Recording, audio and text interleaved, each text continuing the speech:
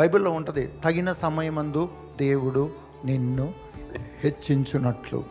దేవుడు తగిన సమయమందు నిన్ను హెచ్చించున్నట్లు. ఆ తగిన సమయం మనకు తెలిస్తే, రేపో ఎల్లుండో తెలిస్తే మనకేం టెన్షన్ ఉండదండి. కానీ టెస్టింగ్ పీరియడ్ ఏంటంటే మన క్రైస్తవ జీవితంలో సైతాను శోధన కాదు, మనం పడిపోవడం కాదండి.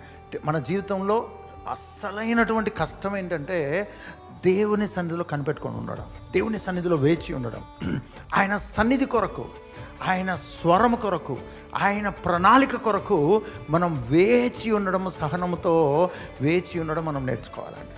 ఎప్పుడైతే మనకి ఇది అలవాటు అవుతుందో, దీన్ని పరిశుద్ధాత్మ ద్వారా మనం నేర్చుకోగలుగుతామో, దీన్ని పరిశుద్ధాత్మ ద్వారా మనం నేర్చుకోగలుగుతామో, ఆయన సన్నిధి, ఆయన మాటలు వినేంత వరకు మనం వేచి ఉండడానికి నేర్చుకుంటామో, సహనం కలిగి ఉండడానికి నేర్చుకుంటామో, సనగకుండా గొనగకుండా మన హృదయాన్ని నిరుత్సాహంలోకి తీసుకొచ్చుకోకుండా మనము పరిశుద్ధాత్మ ద్వారా ట్రైనప్ అవుతామో. బైబిల్ చెప్తుంది, తగిన సమయమందు నిన్ను హెచ్చించినట్లు. పేతురు రాసిన మొదటి పత్రిక 6వ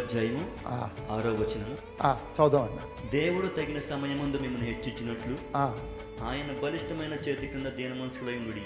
బాబా టఫెస్ట్ జాబ్ ఏంటంటే, నువ్వు నీ జీవితంలో అద్భుతాన్ని చూడాలంటే, నీ జీవితంలో దేవుని మహోన్నతమైన కార్యం నువ్వు చూడాలంటే, పరిశుద్ధాత్ముడు మొట్టమొదటి నీకు ఇది నేర్పిస్తాడండి. ఇవన్నీ ఏం నేర్చుకోకుండా నేను మొరపెడితే, నేను కన్నీరు గారుస్తే, నేను ఉపవాసం ఉంటే నాకేం జరగలేదు అన్నాం అనుకోండి, నువ్వు చేసిన ప్రతి ప్రార్థనకు జవాబు ఇవ్వాలని ఏ గవర్నమెంట్ రూల్ ఉందా అండి? రూల్ ఉందా? ఉందండి? మీ పక్క వాళ్ళని అడగండి, రూల్ ఎవరు ఫామ్ చేశారు నువ్వు అడిగిందంతా ఇవ్వాలని? ఎవరు చెప్పారండి నువ్వు అడిగిందంతా ఇవ్వాలని? నువ్వు అడిగిందంతా కనుక దేవుడు ఇచ్చుతూ పోతే నువ్వు కటిక దరిద్రుని అయిపోతావు. ఎందుకు దేవుడు చాలాసార్లు మనం అడిగినది ఇవ్వడు తెలుసా అండి?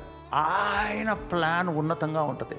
ఆ ఉన్నతమైన ప్లాన్ కొరకు ఆయన సీజన్ను ఏర్పాటు చేస్తాడు.